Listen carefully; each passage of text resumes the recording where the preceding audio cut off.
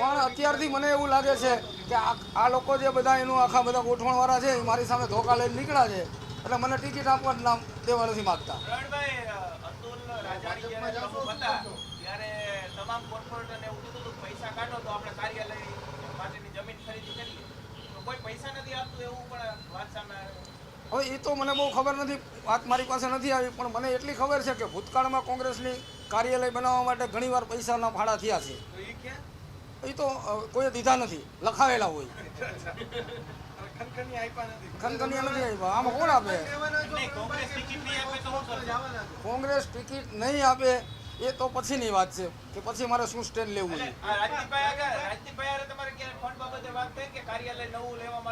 ના, હું એટલો શક્તિશાળી નથી કે હું ફંડ આપી શકું, એટલે હું વાત ના કરું.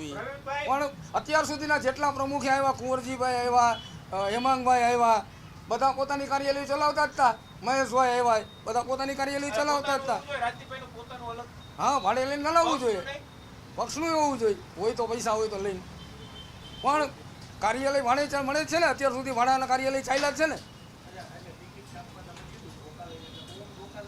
આ બધા સાથી મિત્રો નીકળ્યા છે, જે એ લોકોનું આખું જે જૂથ છે, ઇન્દ્રનીલભાઈનું જે જૂથ, એ એટલે તો આ કાર્યાલય નથી કરતા કે અમે ત્યાં એ કાર્યાલય ન જઈ શકીએ. હા, ટિકિટ કાપવા માટે. ના, અત્યારે તો હું ક્યાંય જવાનો નથી. કોંગ્રેસમાંથી મારી માંગણી છે, હું કોંગ્રેસમાંથી લડવાનો છું.